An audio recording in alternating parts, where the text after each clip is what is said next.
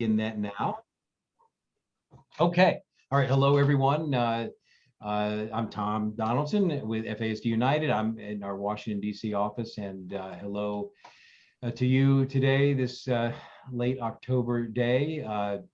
Getting closer to the holidays. I don't know about you all. The weather has just really broken the last couple of days here. The humidity and is gone, and it's cool, and lots of rain, and I understand bad weather around the country. So I hope everyone is doing well. Welcome to the October FASD United Policy and Training Center Forum.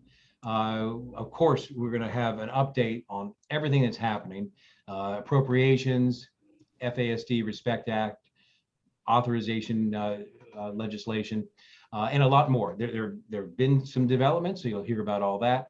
There's some work for all of us to continue to do. So we'll remind each other and support each other through those efforts. And before I turn it over to our chair, Susan Carlson, I want to just quickly, and you might hear a bit more about this, to give you a save the date alert or notice for, as you see on your screen, the FASD United Circle of Stars.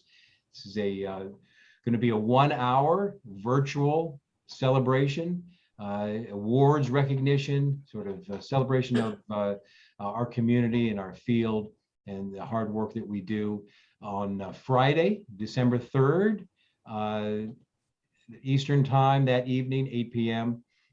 So please put that on your calendar. A lot more coming about that event, but it's going to be sort of a fast pace. You're going to hear from a lot of people.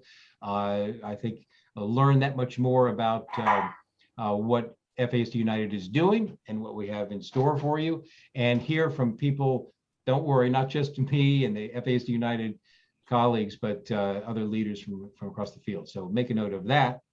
And now get ready for Susan Carlson, as I turn it over to you, Susan. I think Dexter wants to talk too. Well, I know, and he's not happy with me today, so you guys are going to have to put up with him and me. Good afternoon, and I want to let you know that today is National American Beer Day, so I thought that was kind of appropriate for. Oh no, Dexter's playing with his squeaky toy.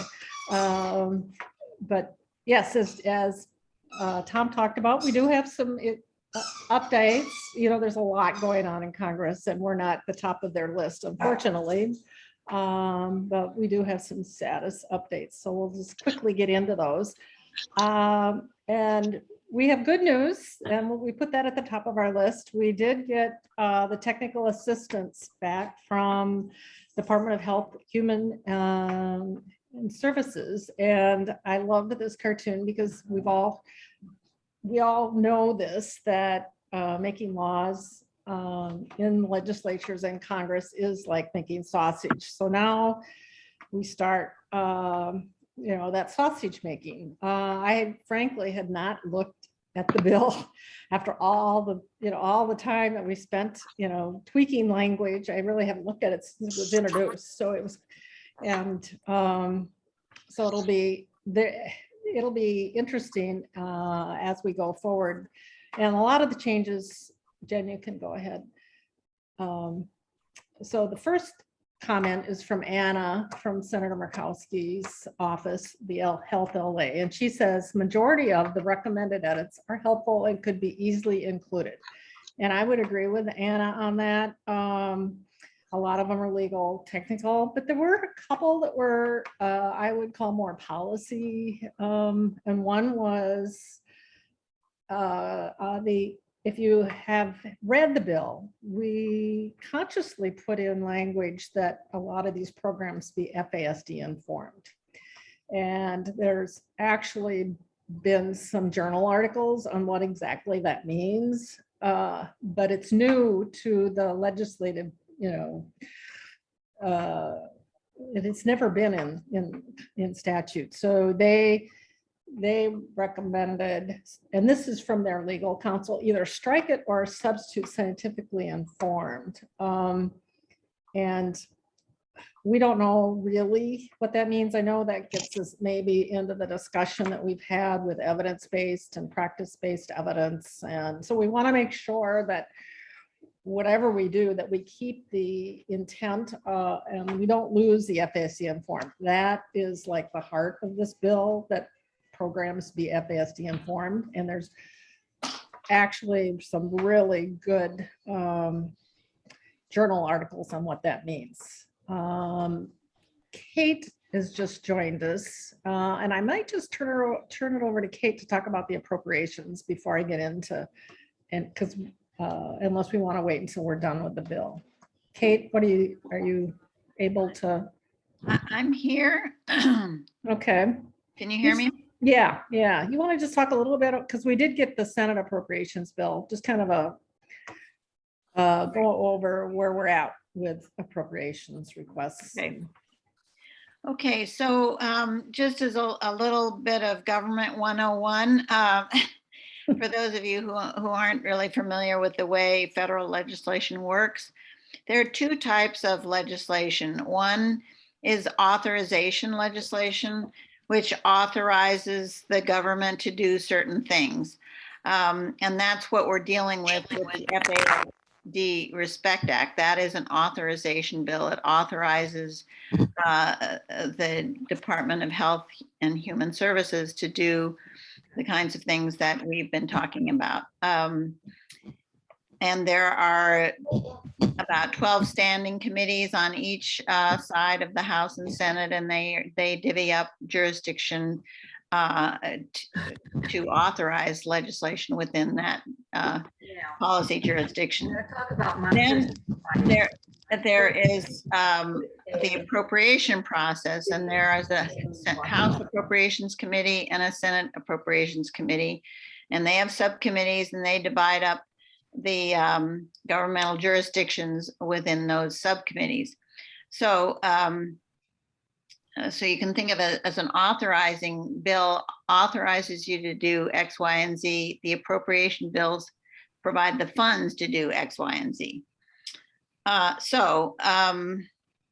What we've been seeing going on in over this first year of the Biden administration is we had a lot of attention focused on the American Rescue Plan, which was essentially a combination of authorization and appropriation.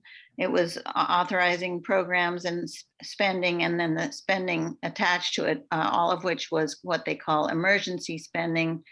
Congress loves to do that because then they don't have to make the difficult decisions as to how to pay for those expenditures by raising taxes, which is the normal way. It's either taxes or fees. So that was the American Rescue Plan. And since then, they've been, the House and Senate have been discussing infrastructure. There was a big infrastructure bill negotiated in the Senate and passed by the Senate, and it's been pending in the House. The rest of the other part of the Biden administration's Build Back Better plan for more of the human infrastructure programs, childcare, pre-K, Medicaid expansion, those sorts of things have been under negotiation primarily in the Senate, but also in the House. And the figures have been changing, the contents have been changing, the tax pay-fors have been changing. But the bottom line here is that the Congress has really been fixated on these two infrastructure packages, and very little other legislation has been moving. So now to pick up on where Susan asked me to address is appropriations. NOFAS, before it was FASD United, NOFAS made a number of requests for funding increases, primarily in for the Centers and Disease Control program that deals with FASD. We were pleased that the House Appropriations Committee and then subsequently the House approved $1 million increase in that program. The Senate appropriations bill that has been published, I guess, because it hasn't been acted on even by the subcommittee, but the subcommittee on Health and Human Services, Labor, Health and Human Services has released its package, and there is no increase in that CDC funding. In the House Defense Appropriations Committee, there was funding to create a research program within the Department of Defense for FASD. And the Senate bill that has been released but not voted on, it's not clear yet whether there's any funding for FASD research or not. So that's where we stand on appropriations. What's likely to happen in the next 2 months is a negotiation between the House and Senate on where they're going to come down jointly on numbers in these various appropriation bills, because every bill that becomes law has to be approved in the same, with the same identical language in the House and the Senate. So there's still a long way to go on the FY 2022 appropriations. You probably remember, if you've been watching the news, that there was a threat of a government shutdown because the Congress hadn't approved any appropriations for FY 22. And Congress averted that catastrophe by passing what they call a continuing resolution. What that means is it's legislation that continues last year, in other words, FY 2021 spending levels for a period of time specified in the bill, and that period of time expires on December 3. So now the House and Senate leadership have to agree on a common figure for top line appropriation figure that they'll agree to for FY 22. And once that top line figure has been agreed to on both sides, then the various appropriation subcommittees can work out their parts of the bill so that it all adds up to the top line figure. In other words, nothing except the budget focused bills are going to be considered for the balance of 2021. And bills like the FASD Respect Act are going to start being considered in the second session of the Congress. Every Congress has 2 sessions, one being 1 year. So what that means for us is that this is the perfect time to continue the excellent work that you all have been doing to line up support for the FASD Respect Act, get your 2 senators and your congressperson to co-sponsor the bill. The more support the bill has, the more likely it is that the authorization committees with jurisdiction over the bill will take up the bill. So we're kind of writing our own ticket here. The more sponsorship we get, the more likely we are to see our bill be heard and be marked up and be enacted into law. So keep up the good work, and if you have any questions, I'd be happy to answer them. Thank you. Thanks, Kate. I know that the appropriations, gets, people like to glaze over it, but it's really important. And just kind of a anecdotal why it's important. It's one of our advocates, Connie Mazelski from Maine, had a conversation with Senator Collins about the Respect Act and how it was important. And one of the things that Senator Collins told her that they're currently working on appropriations that are in line with our goals. And also then her health LA said that they could include report language that could also make an immediate difference. So that's why we want to stay on top of that. You know, if there's some, we do have report language in the House bill. So, okay, we'll move on. Just finish up. I know this is kind of bifurcated. Finish up on the agency technical assistance. The other area that I would call more policy is there's a lot of references in the Respect Act regarding prenatal substance exposure. And this was new from last Congress's bill. And where it's really important is in the section on building FASD state and tribal systems, but we did put it in other sections. And the Legislative Council from the agency wants to make sure that everyone that we put in, that we're, the intent was that we include that they're used in conjunction with alcohol exposure or also when occurring separately. So we're going to have to go through and with a fine tooth comb and really look at all the sections and the references and see what we actually want to intend on those. Okay. We can move on. And this kind of goes to what Kate was talking about, well, this was kind of what we had hoped would happen. And maybe probably were a little naive, but things have changed. And that was a slide that we had when we first got going. And we had talked about it was going to be referred to a conference committee in October. Well, here we are at the end of October. Okay, next.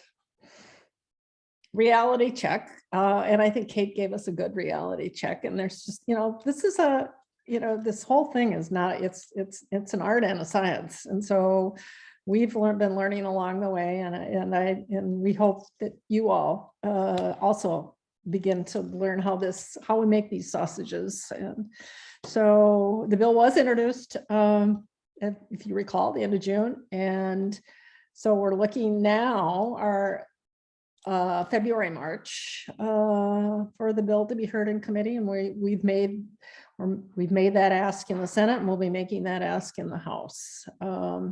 So look at, continue to do what we're doing. Okay. Yeah. So, and Kate talked about that. There's just been a lot going on with all the different things that are going on, and Kate did a good job of talking about that. Okay. So, and Jen, maybe you want to talk. I love Jen. She's just great at making all these different charts so you can really get a good handle on, where we're at with our meetings and what's going on. So, yeah, the reason I did these charts is I wanted for myself to get an overall view of how we're doing.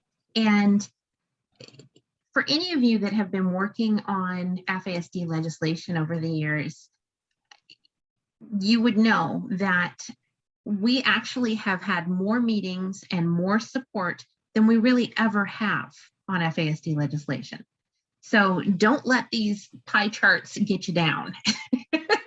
This is actually really quite revolutionary for us to have this much grassroots support going out there and getting these meetings. But I wanted to put it down to scale. We have done a phenomenal job infiltrating the Senate. We've met with almost half the members of our Senate, and I've got some other numbers and statistics to show you a little bit later on. The reason I wanted to show you this is that this delay is giving us some time. And in the House, because there are 436 House members, there's a lot more ground to cover. And those House members are specific to really weird looking jurisdictions, right? They don't fit into these nice pockets, like, 2 per state. So getting constituents in each of those constituencies, being able to reach out to the representatives, it's a bit more of an uphill battle. So the fact that we have some more time means we can really start focusing on those House meetings too, and start getting those House members on board, because we really do need a balance there. So I want to talk about some wins, some good things, some happy things, but really quick, there was a comment in the chat and I started typing out an answer to this, but why is there money for research in the Defense Department? And that was a really smart, good question. And I think looking at it as not research being, does alcohol hurt a developing fetus? That kind of research, looking at it, what they're looking at is how to, the medical system in the military is huge, right? And how can the military medical system put FASD informed care into their medical system? How can they do that? And that's what that funding really is looking at. How can they make the medical system within their FASD informed? And that could have a ripple effect in all of our communities too. So I just thought that was a really good question and I wanted to get it, give it a shout out. And thank you, Diane, for asking that. And I'm glad you did. Because I'll be honest, when I hear research, I'm like, oh gosh, no, we need services. So Yeah, and I think that's a good explanation, Jen. And I think what it is it's a self-contained system. So if you can, we as a country could learn a lot if we do it right in that healthcare system, that system of care. And the other question to go along with that was, does the DoD include the VA? And Julia answered that. I think Julia is in a very unique position to answer that. Thank you for your service. That DoD appropriations do not include the VA. So moving on to wins. Our list of national endorsements has really grown. The last time I did this slide, we only filled up half a page. So we also have 71 additional state or regional signers. So we are coming out with a document that you can use to follow up with any legislators you've already met with, to show them, hey, here's our list. And this is a pretty substantial list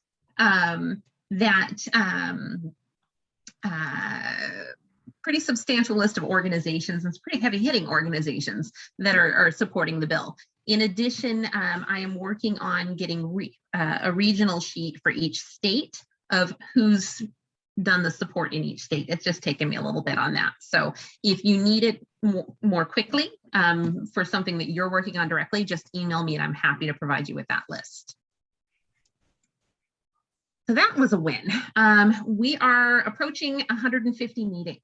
Now we have had, in some cases, multiple meetings with the same House member, multiple meetings with the same, well, predominantly with House members. Yeah, we are rapidly approaching 150 meetings, and that's huge. That is, considering, Tom, and I don't know if you can comment on how many meetings we've had in past past years or past times that bills have been introduced. I think this is eclipsing that by a lot. Well, and you said it a couple of moments ago, Jen, that it's really been the most overwhelming and with enthusiasm and active advocacy effort ever with an FASD bill. I have to say, even when successful legislation passed in the late 90s, it didn't have the kind of support from the community as we have now. And that's really a tribute to all of you. This is not something that Susan or I or Tom or anybody on the FASD United team can do alone. This is all of you putting the work in and getting the word out there. So overall in the House, we've met with 76 members. In the Senate, we've met with 41. So, and that's growing on a weekly and monthly basis. Every time I turn around and think our calendar is a little bit clear, somebody else books a meeting, and I'm very happy about that. So please keep me very busy. So just going back to our pie charts, this is the same one I showed you before, but really now putting that more into context. Why is this a good thing? We've got more time to meet with the House, and we really are making some headway with the Senate. Progress made. In terms of committees of jurisdiction, we need to get this bill through the House Energy and Commerce Health Subcommittee, which if you've signed up for alerts on congress.gov, you would have gotten an alert this morning that it was referred to the Health Subcommittee. Although it says the date is June, so something's wonky with congress.gov there, but it's marked on congress.gov now, so hey, great. And we've met with the majority of committee members in the House and the majority of committee members in the Senate. And I've got a list coming up of who else we're meeting with, and then or who else we need to meet with, sorry, in the House and Senate on committee. And then with appropriators, we've met with a good number of them, and that's increasing.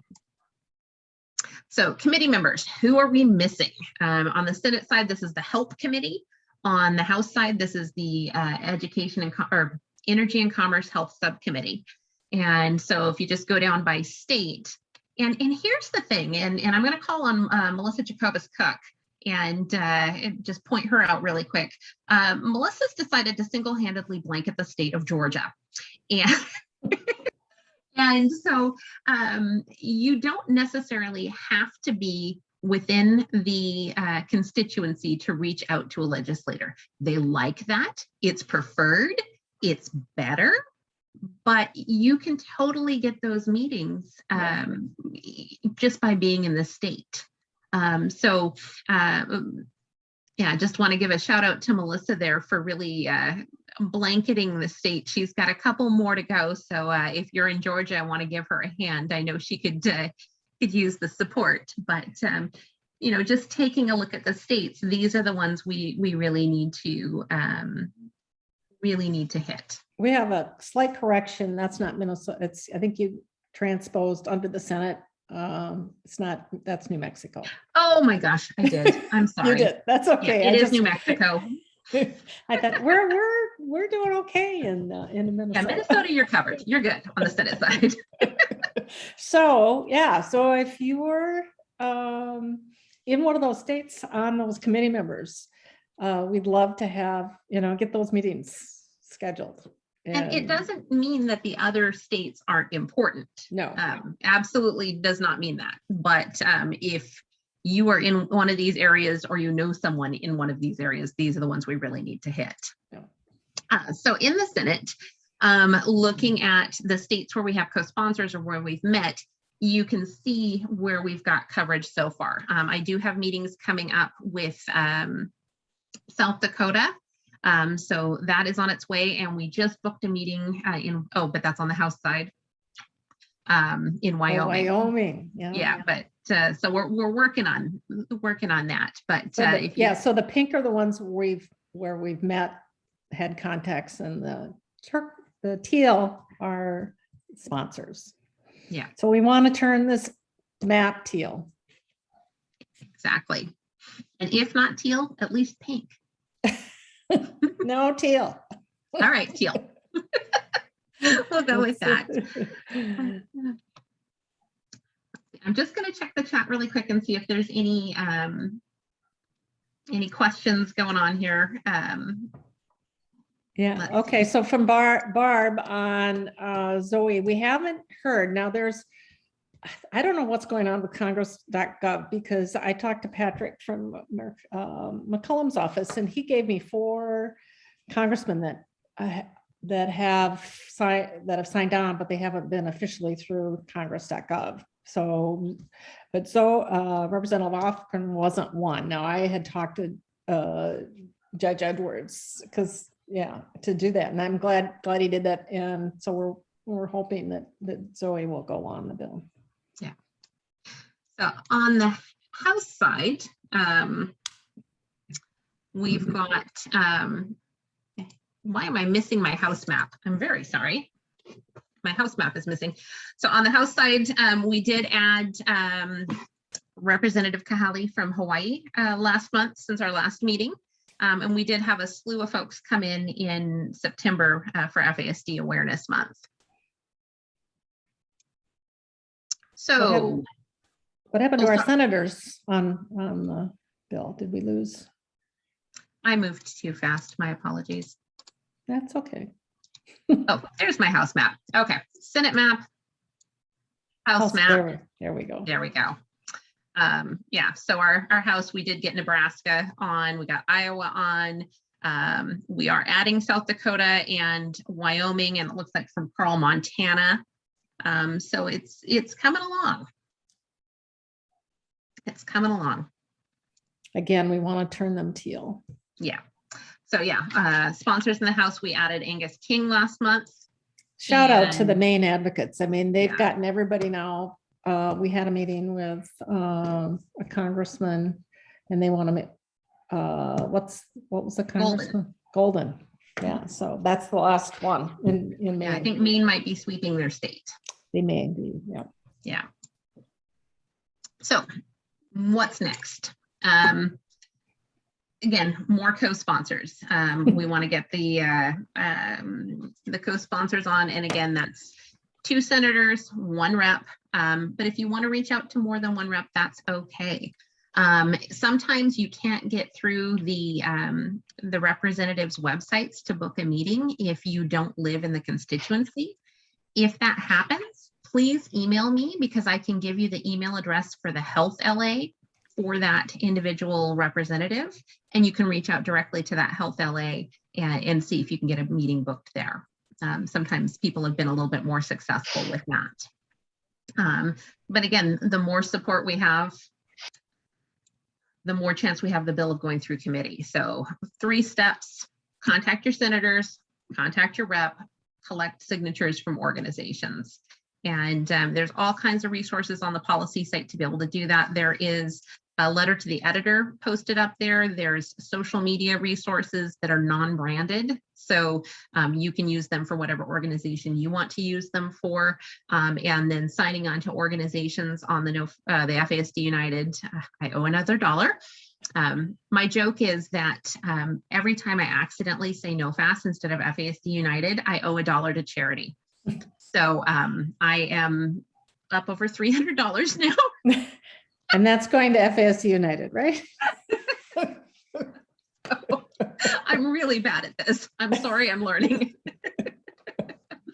But yeah, on the, it is still the nofastpolicycenter.org, because the website hasn't changed. But if you go to the Policy Center site, you can have organizations directly sign on to the letter of support there. Michael Jeffrey asked, Judge Jeffrey asked if there was any outreach to the National Association of School Nurses. His wife is a member, so that might be a good place to look at. We do have a weekly drop-in on Wednesdays when we don't have the policy meeting. That is at noon Eastern, which is 9 a.m. Pacific, and all spaces in between. But you can drop in. Susan and I are there for a half an hour to answer any questions, share resources, share connections. You're always welcome to drop in and do that, or just call me. My phone number is plastered pretty much everywhere, so I'm happy to help there. The FASD Respect Act Champions page on Facebook, if you internet and you want to share resources. We've got over 300 members on that page, and just sharing information. It's strictly about Respect Act.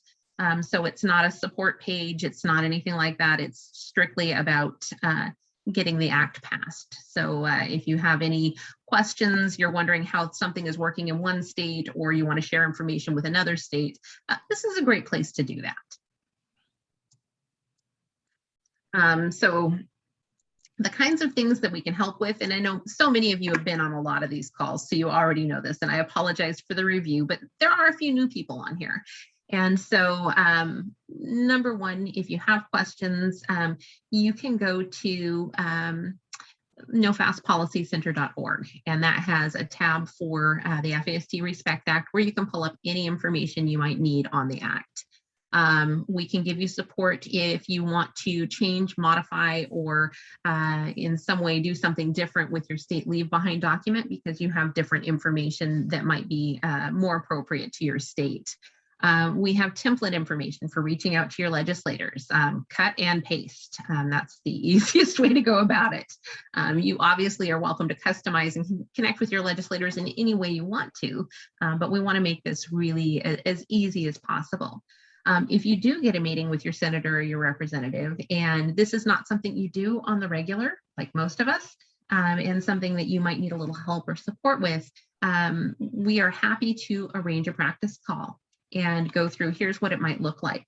The folks up in Alaska gave us some really good information and training in a template on telling your story. We have additional training on telling your story on a legislative advocacy call.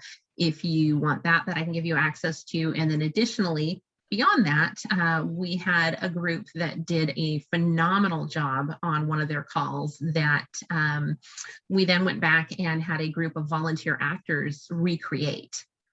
So you can actually see live time what a well-structured call might actually look like. So any of those resources, if you need them, we're happy to give them to you. This is not a top-down initiative. This is not something where we're saying you have to do it this way, and this is the way it should be done, and this is what you need to do. This really is here's a suggestion. This is what's been working in other areas of the country. Here's a suggestion. Here is a way you can do this. So if you come up with a better idea or you have a better idea on how to do it, please let me know. Absolutely. And in addition to that, you're welcome to go your own way and do it your own way. We are literally here for support. We're here to help, and we're here to be your backup singers and just give you information and point you in the direction of other people who might know things that maybe we don't. So just good for connections there. And then our policy team does meet weekly and kind of talks about some of the questions we get from the field and comes up with some solutions or some strategies that might help there too. So if you ever have something that you want me to bring to the policy team, definitely let me know. And again, my contact information is all down there on the bottom of the page. It's also all over the website. So there really isn't a way you can't get a hold of me.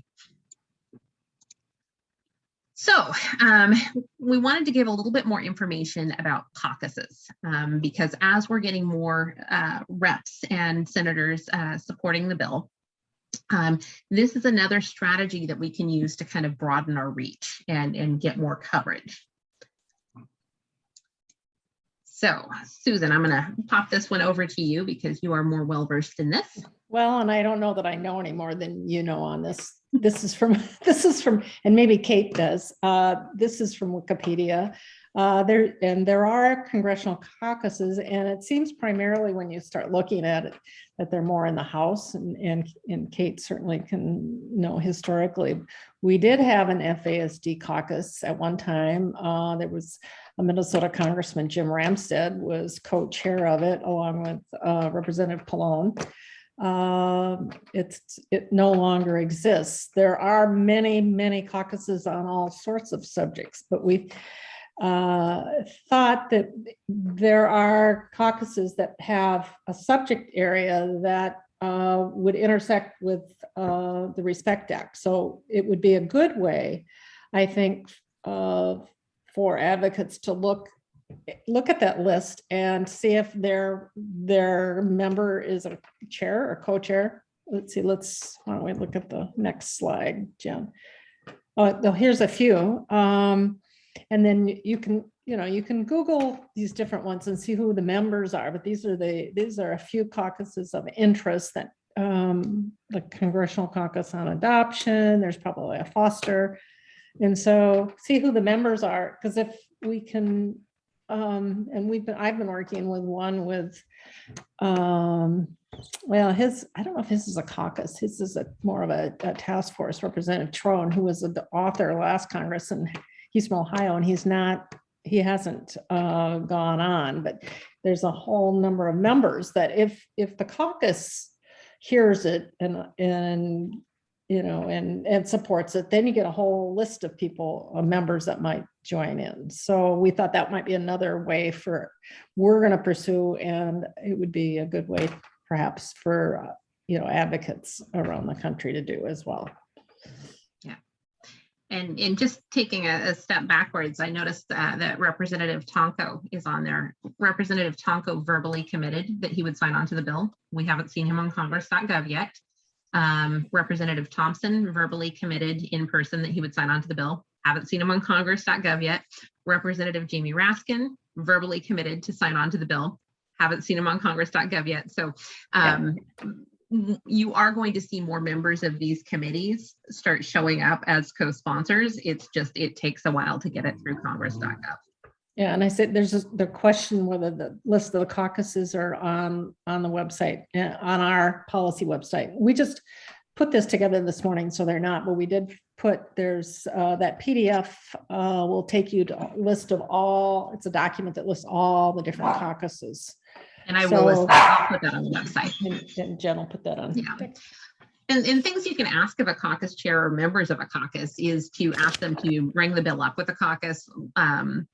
Ask them if they want to host a briefing, if we could do a briefing of that particular caucus, because it, it fits in with what they work on. We'd love to do that. And then would they be willing to talk to other caucus members about it? So just something to think about. So I think we're going to open it up to questions. If anybody has any more questions on what's been going on, what we need to be doing. I feel like a bit of a broken record, and I'm very sorry for that. So if you have any suggestions for things that you'd like to have covered in the next policy forum, and we have decided it's the day before Thanksgiving, and then our next one after that is the week after Christmas.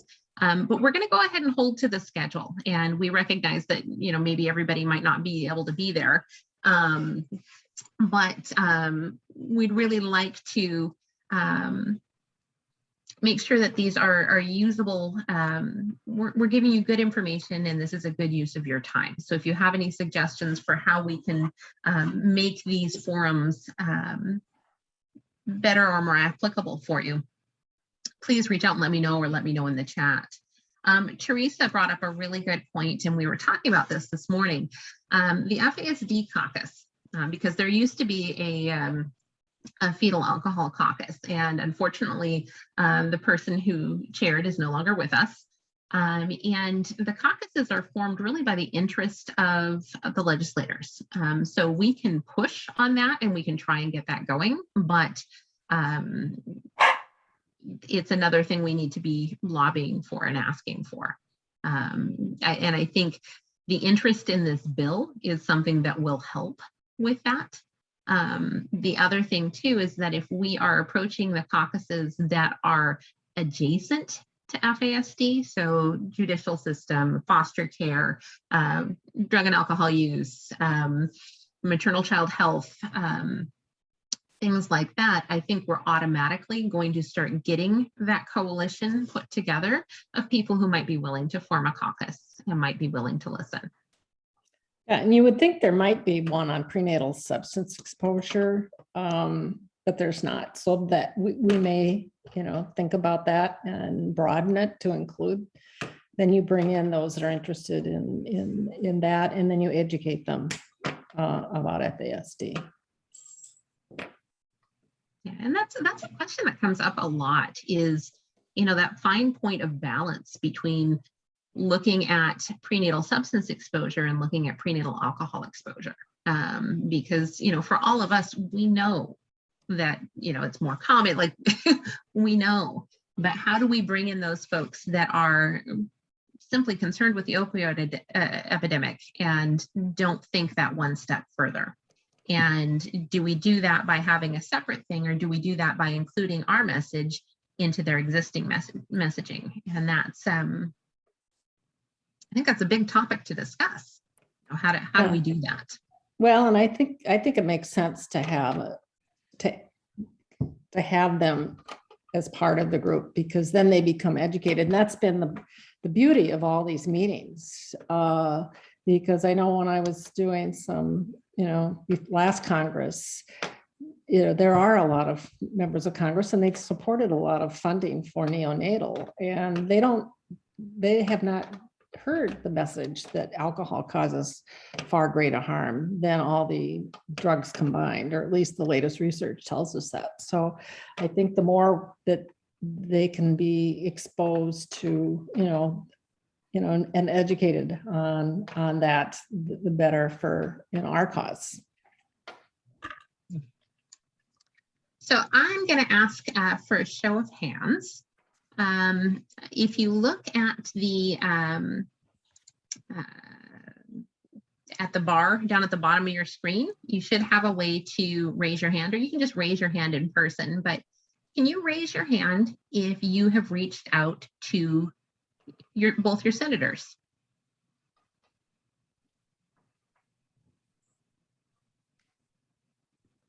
Can you raise your hand if you've reached out to your representative?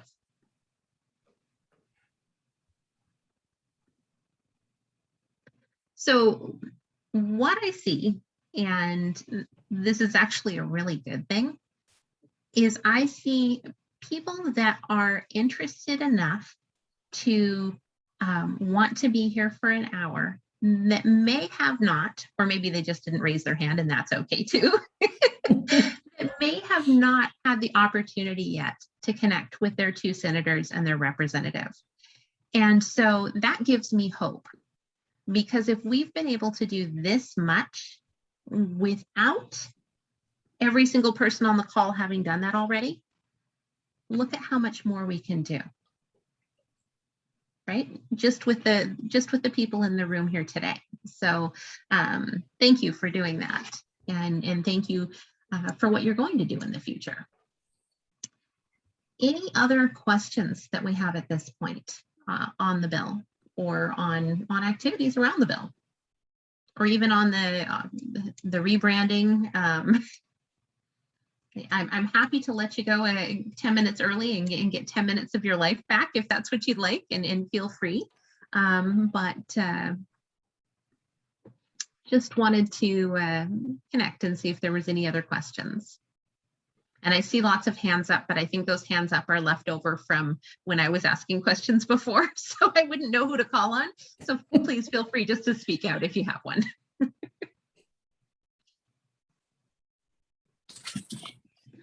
Jen and Susan, actually, it's Beth.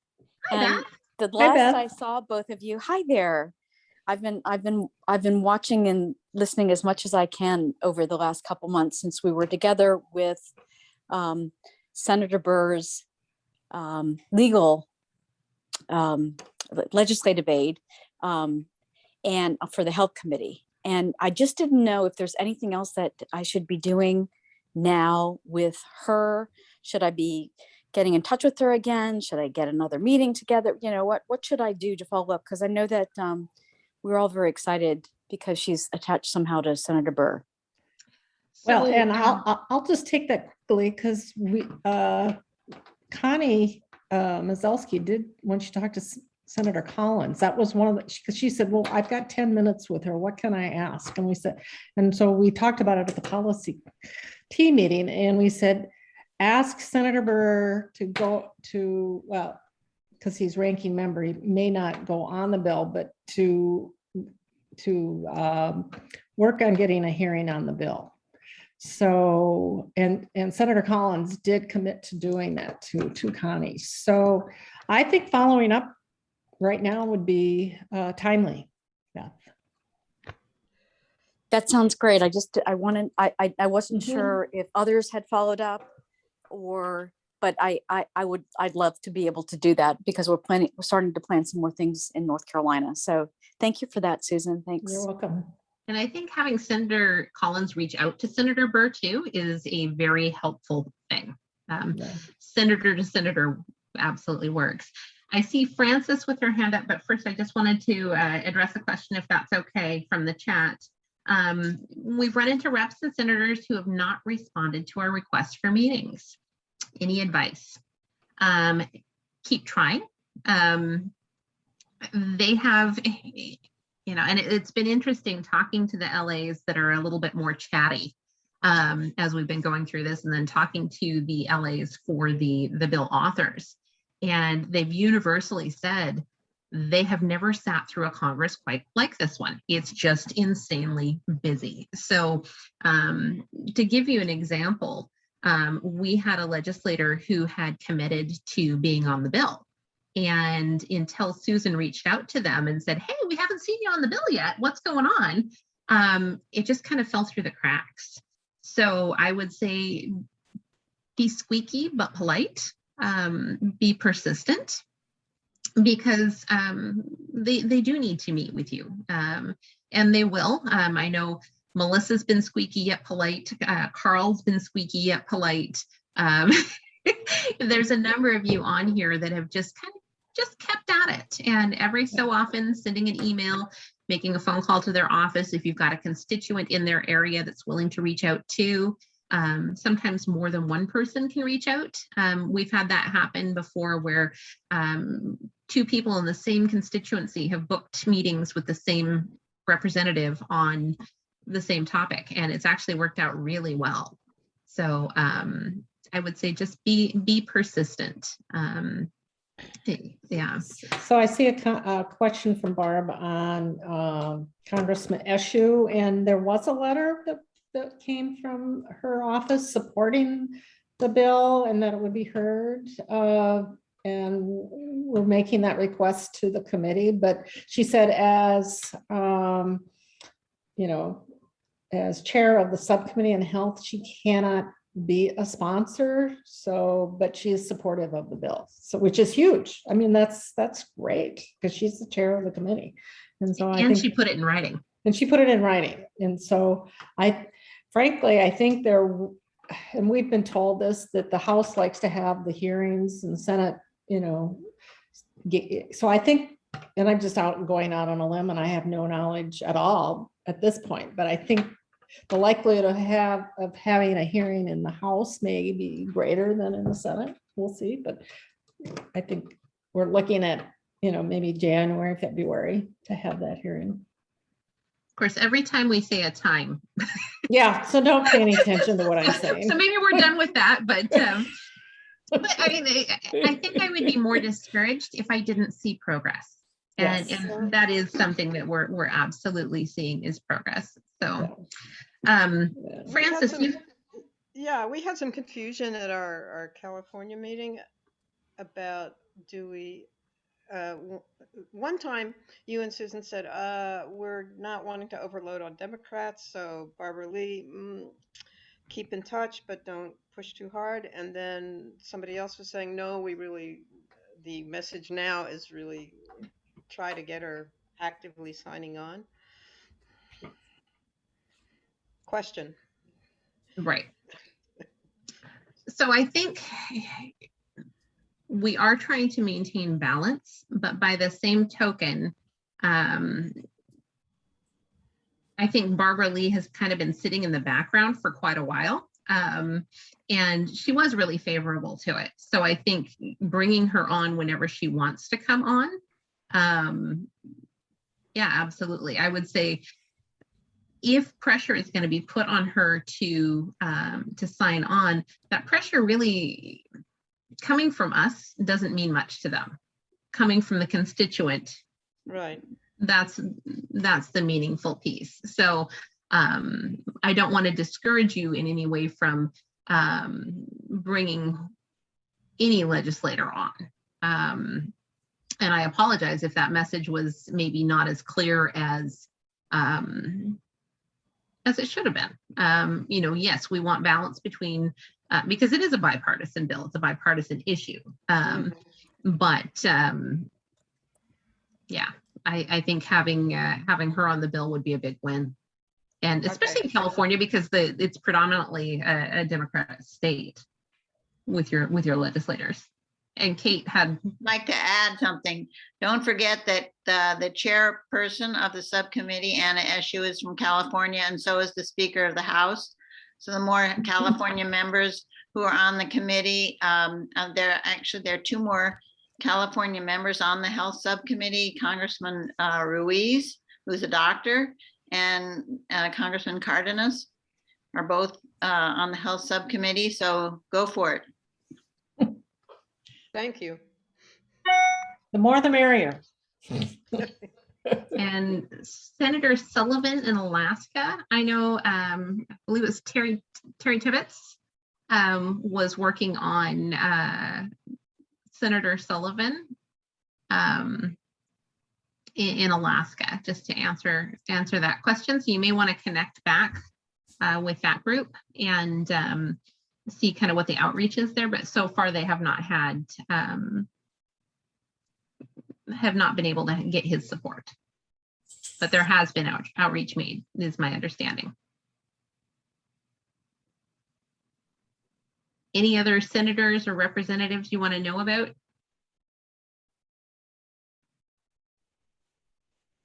So Jen, who are the meetings that we have coming up? We've got Liz Cheney from Wyoming, so we'll have, and then we've got some Texas meetings. Yeah, Texas has really been, Yeah, I got to give a shout out to in North Texas FASD network. They've been doing a bang up job there of getting meetings set up. So yeah, we've got Wyoming coming up. We've got Texas, California. We've got a meeting with Representative Levin's office. We're working on a meeting in South Dakota. I think I mentioned that.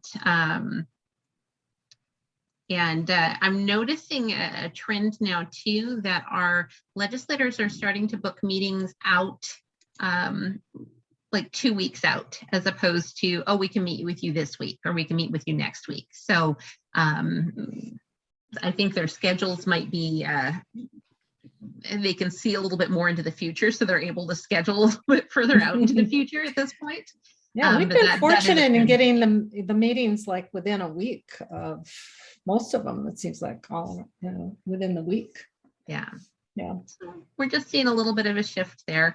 And if you're wanting to book Susan or I in on being on a call with you, I do have a link to our calendar that I can share with you, so you're not having to go back and forth with us of, you know, does this time work? Does that time work? Does this time work? Does that time work?